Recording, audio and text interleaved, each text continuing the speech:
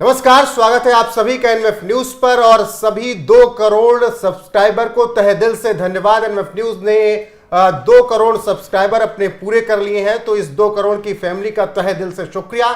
ऐसे में चर्चा आज होगी संभल की। अभिषेक जो कि अभी तक ग्राउंड जीरो पर थे, संभल की तस्वीरें उन्होंने बाकायदा देखी हैं, उनसे भी समझेंगे पूरा माहौल। और एडवोकेट योगेश अग्रवाल भी जुड़े हैं, उनसे भी इस पूरे मामले पर जानकारी लेंगे। लेकिन उससे पहले अभिषेक 2 करोड़ सब्सक्राइबर हो चुके हैं एनएमएफ न्यूज पर, आपको ही ढेर सारी शुभकामनाएं।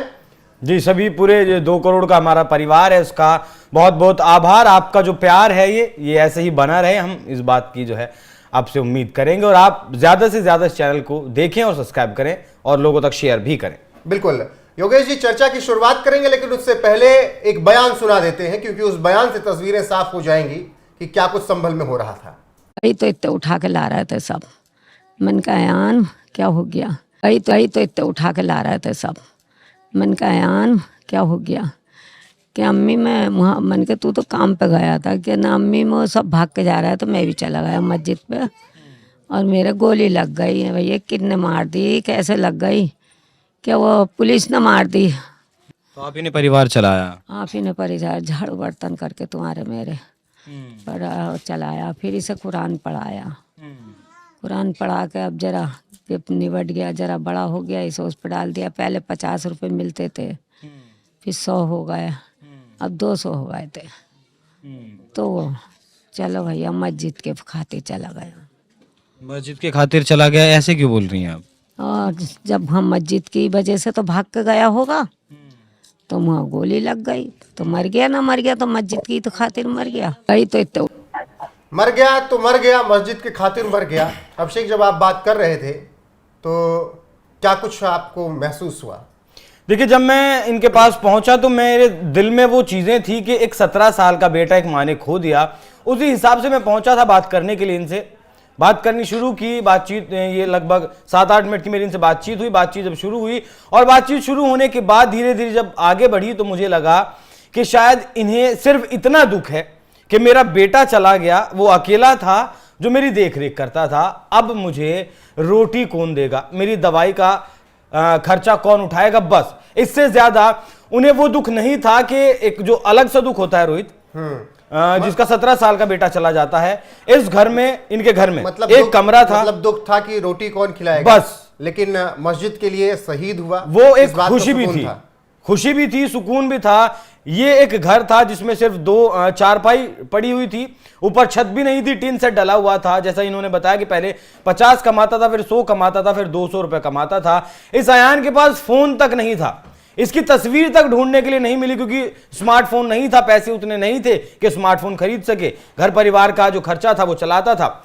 संभल में मैं जैसे घुमा, बहुत सारे लोगों से मैंने बात की, सैकड़ों लोगों से, हिंदू भी थे, मुस्लिम भी थे, पुलिस वाले भी थे, आर्मी वाले भी थे, पीएससी वाले भी थे।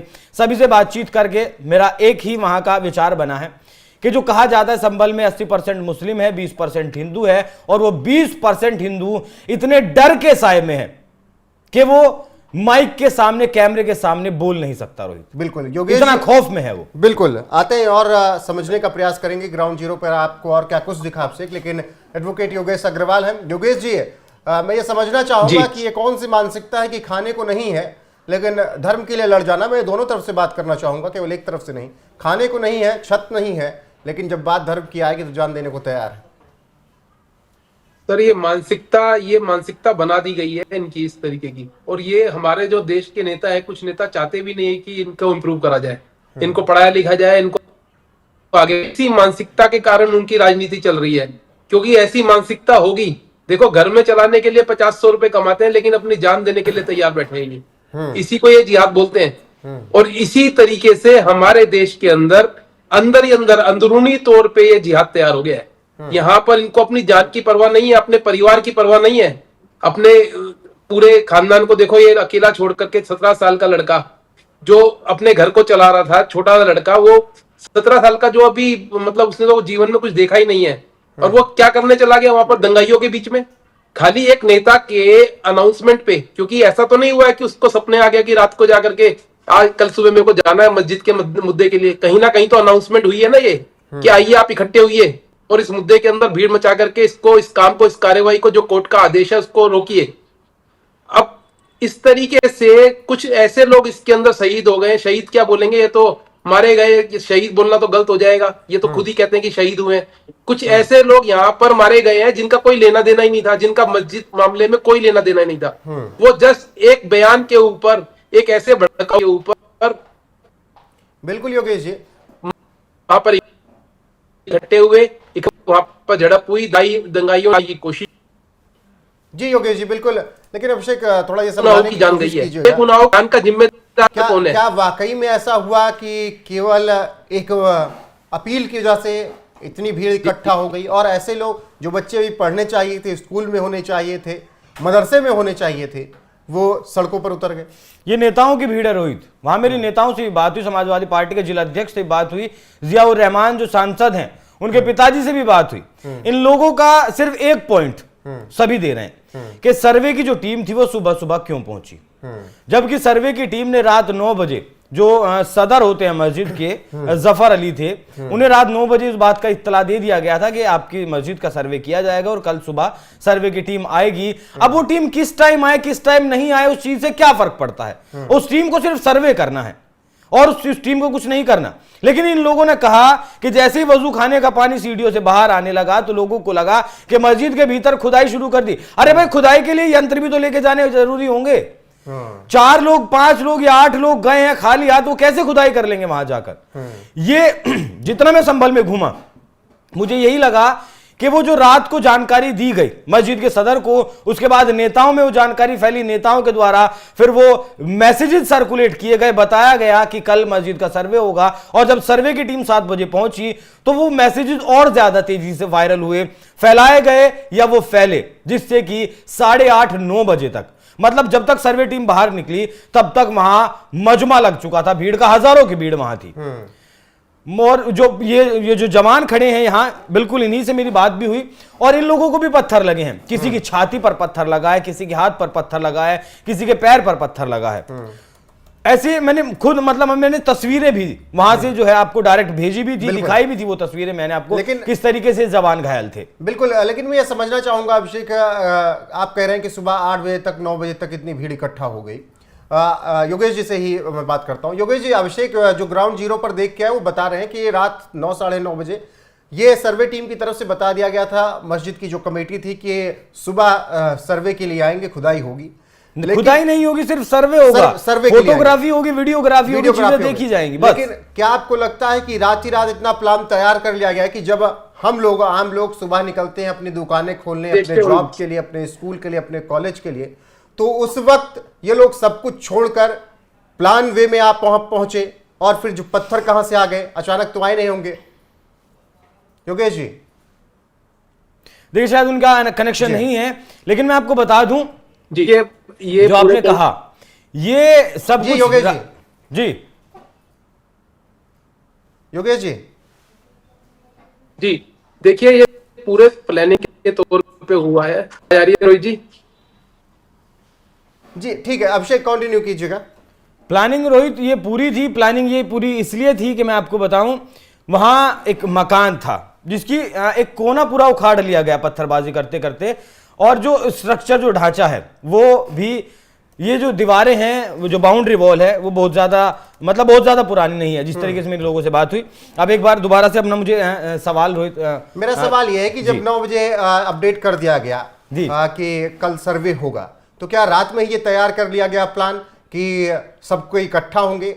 उस वक्त जब 8-9 बजे सुबह आदमी जॉब पर जाता है, अपनी दुकानें खोलता है, रोजमर्रा की जिंदगी में अपने खेत में जाता है, देखिए 10-10 किलोमीटर, उस समय ये सब केवल सब काम धंधा छोड़कर केवल यही करने के लिए तैयार थे कि अगर कुछ होगा तो बवाल कर देंगे। देखिए 10-10 किलोमीटर से जब लोग आते हैं रोहित, एकदम तो वो नहीं आते हैं, या वो उन्हें कुछ जानकारी दी जाती है, इंफॉर्मेशन दी जाती है, वो तभी आते हैं। देखिए जियाउर रहमान बर्क, मैं सीधे तौर पर नाम लूंगा, जियाउर रहमान बर्क इस जामा मस्जिद में नमाज पढ़ने आते हैं, लेकिन कभी कभी आते हैं जब कुछ बड़ा मौका होता है, ईद हुआ, बकरा ईद हुआ, इस तरीके के जो बड़े मौके होते हैं उस दौरान ये नमाज पढ़ने के लिए आते हैं। लेकिन 19 नवंबर का जब सर्वे हुआ, उस सर्वे के बाद जो जुमे की नमाज हुई, शायद 22 तारीख को जो जुमे की नमाज हुई, उसमें वो शामिल हुए।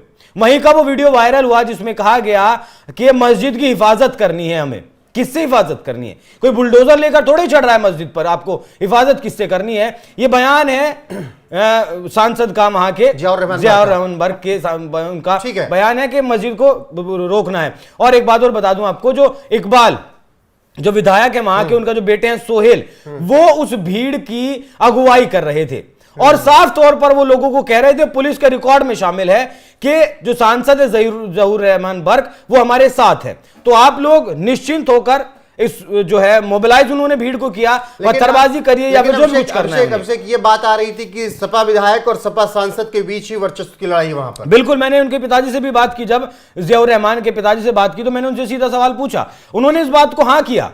ठीक है, पॉलिटिकल लड़ाई है, वर्चस्व की लड़ाई है, वो भी पॉलिटिकल आदमी, हम भी पॉलिटिकल। यहां पर योगेश अग्रवाल जी आपसे यह सवाल है कि खुद की लड़ाई, सपा नेताओं की लड़ाई, विधायक और सांसद की आपस की वर्चस्व की जंग संभल में उस इलाके में अपना दबदबा कायम करने के लिए, क्या आपको लगता है कि सर्वे के नाम पर उसी जो वर्चस्व की जंग है उसमें फायदा लेने की कोशिश की गई और बदनाम सर्वे टीम और हिंदुओं और विष्णु जैन को करने का प्रयास किया गया? जी बिल्कुल, देखिए पहले भी हमने जब इस मामले में बात करी थी तो ये बोला जा रहा था कि जो वहां के सांसद है वो इसके अंदर हेल्प कर रहे हैं, लोगों को समझा रहे हैं कि सर्वे होने दो। और लास्ट टाइम भी इंटरव्यू पे मैंने बोला था, उनको समझाने का मौका क्यों दिया जा रहा है? उनको क्या कोर्ट ने यहाँ बोला है कि मस्जिद पे आओ? वो मस्जिद पे गए क्यों? सबसे पहली क्वेश्चन तो ये उठता है, वो मस्जिद पे इस मामले में गए क्यों? उनका जाने का पर्पज ही ये था कि किसी भी तरीके से इस मामले को पॉलिटिकल बना करके इसका फायदा उठाया जाए। अब देखिए, अब इन्होंने इसके अंदर मामले के अंदर जाकर के वहां पर पहुंचे जुम्मे की नमाज पे, और वहां पर जाकर को ये बोला कि जिससे ये दंगे भड़के, कहां से इतने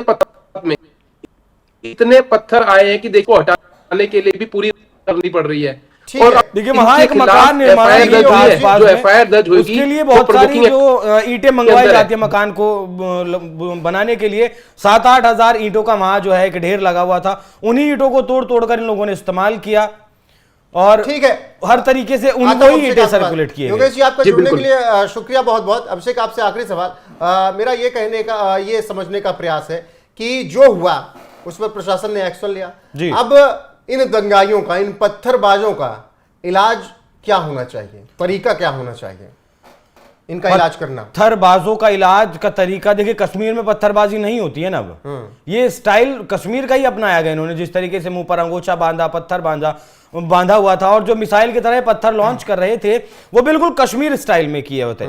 मुझे लगता है कि जिस तरीके से पुलिस ने, वहां पुलिस की कोई गलती नहीं थी, जिस तरीके से मैंने लोगों से बात की, पुलिस से भी बात की, तमाम लोगों से बात की, वो भीड़ बेकाबू थी। वो भीड़ पीछे से इतनी बढ़ती जा रही थी कि वो भीड़ बैरिकेडिंग तोड़ देना चाहती थी। वो भीड़ बैरिकेडिंग के ऊपर चढ़ चुकी थी, तब पुलिस की तरफ से उन्हें पीछे किया गया। जब वो पीछे किया गया तो इतनी में वो भीड़ भड़क गई, पत्थरबाजी की, हजारों की संख्या में लोग थे, लेकिन जिस तरीके से पुलिस के द्वारा कुछ किया ही नहीं गया रोहित, वहां पुलिस के द्वारा सिर्फ रोका गया।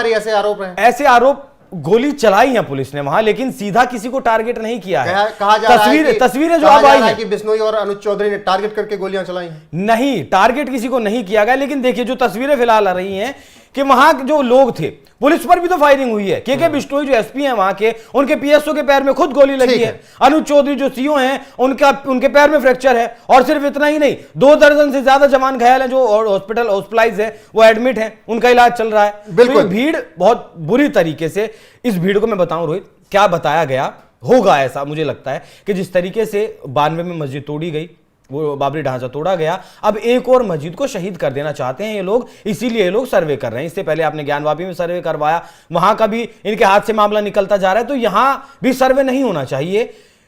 सर्वे की टीम को पहले ही रोक दो आप। बिल्कुल, आरोप लगाया गया कि जय श्री राम के नारे लगाए गए जब वो टीम निकली विष्णु शंकर। अरे भाई, दोनों गुट तो आपका था वहां पर, दोनों गुट वहां पर आपका था, एक तरफ सपा के विधायक, एक तरफ सपा के सांसद। और फिर सांसद उस वक्त वहां नहीं थे। नहीं, गुट सांसद बैंगलोर में थे। मैं नहीं कह रहा हूं, सांसद तो दिल्ली में मौजूद थे, लेकिन मैं कह रहा हूं उस वक्त बैंगलोर में थे। बैंगलोर में जहां भी रहे हो वहां नहीं थे लोकल में, लेकिन गुट तो था ना उनका। वर्चस्व की लड़ाई खुद थोड़ी बड़े लोग लड़ने जाते हैं, उनके चेले चपाटे लड़ते हैं ना। तो फिलहाल आखिरी सवाल मेरा, योगेश जी, इसी के साथ खत्म कीजिएगा कि क्या जिस तरीके से अयान की मां कह रही हैं कि मस्जिद के लिए शहीद हो गया लड़का, मानसिकता यही है कि कुछ रहे ना रहे, लेकिन बात धर्म की आएगी तो फिर हम अपनी शहादत देने के लिए तैयार हैं, मरने के लिए भी तैयार हैं। इसी पर खत्म करना चाहूंगा। योगेश जी, जल्दी से छोटे में समझाइएगा। देखिए, मानसिकता तो पूरे देश के अंदर बनती जा रही है इनकी, और अगर अब इसके ऊपर रोक नहीं लगाई गई, इस मामले के अंदर सख्त से सख्त कार्रवाई होनी चाहिए। इनके खिलाफ प्रोवोकिंग एक्ट के अंदर एफआईआर हुई है, जहां पर 301, 302 भारतीय न्याय संहिता के अंतर्गत इनके खिलाफ कार्रवाई होगी। और जितने भी लोग हैं, क्योंकि 5,000 से 8,000 लोग आइडेंटिफाई करे जा रहे हैं, इन सब के खिलाफ सख्त से सख्त कार्रवाई होनी चाहिए। और जिससे आने वाले जितने भी ऐसे इंसिडेंट हो, सबको पता हो कि अगर ऐसा कोई इंसिडेंट होगा, पत्थरबाजी होगी, कानून की व्यवस्था को रोकने की कोशिश की जाएगी, तो ऐसे लोगों को जेल में डाल दिया जाएगा, उनको बख्शा नहीं जाएगा। ये धर्म के मामले में आकर के इस तरीके की मानसिकता दिखा करके हमने वाला है काम। ठीक है योगेश जी। तो अभिषेक, ग्राउंड जीरो और संभल की हर एक तस्वीर को समझाने के लिए आपने जो वहां पर देखा उसका बहुत बहुत शुक्रिया योगेश जी। पूरे मामले को समझाने के लिए आपका तहे दिल से शुक्रिया। बाकी 2 करोड़ जो हमारी फैमिली है उनका भी तहे दिल से शुक्रिया। आप कमेंट करके अपनी राय जरूर बताइएगा और बने रहिएगा हमारे साथ, क्योंकि हर एक अपडेट आपको यहाँ पर संभल की और देश विदेश की मिलती रहेंगी। नमस्कार।